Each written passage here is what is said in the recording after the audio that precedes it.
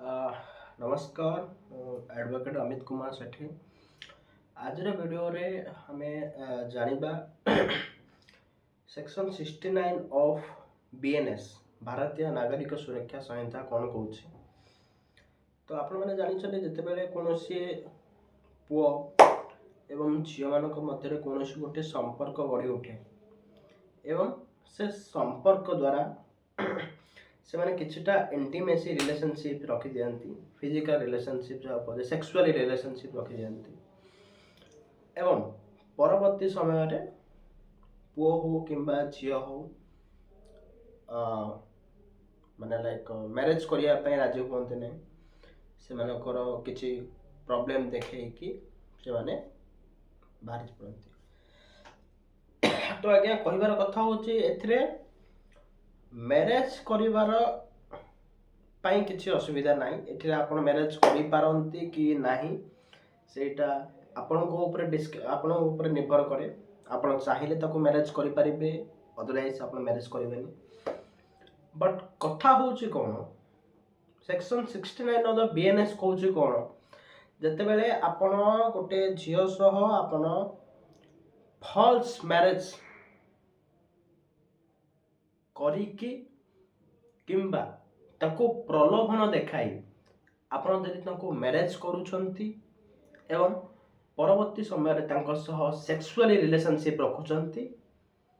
ताहले आज्ञा एटा निहाती एक अपराध एवं एथिरे आपण को गोटे लंबा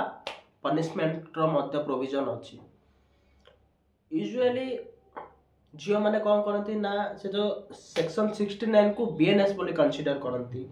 लाइक बीएनएस रो हमर जेमति रहला रेप प्रोविजन बोली कंसीडर करती बट आज्ञा एठार सेमति किछि न थाए आपण जदि कंसेंसुअल से आपण सेक्स रिलेशनशिप रे अछंती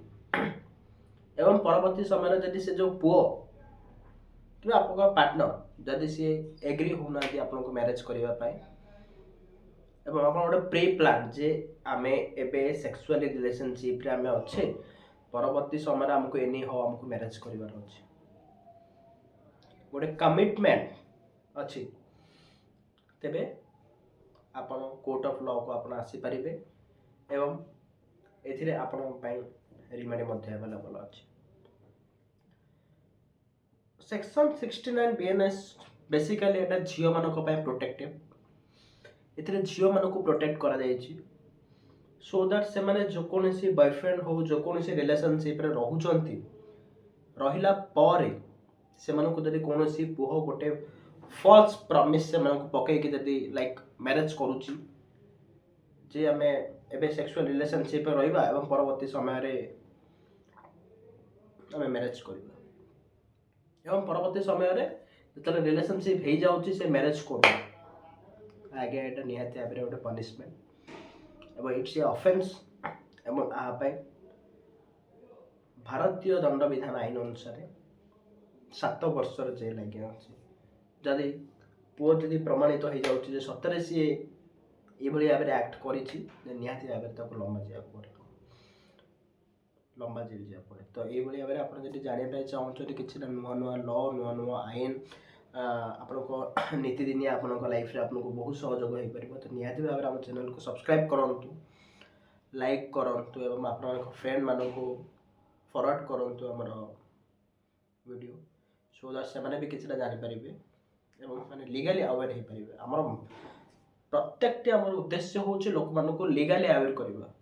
लोक मानको मानसिक शारीरिक क्षेत्र रे उन्नति से कौ भाव में बट से लीगली अवेयरनेस दरकार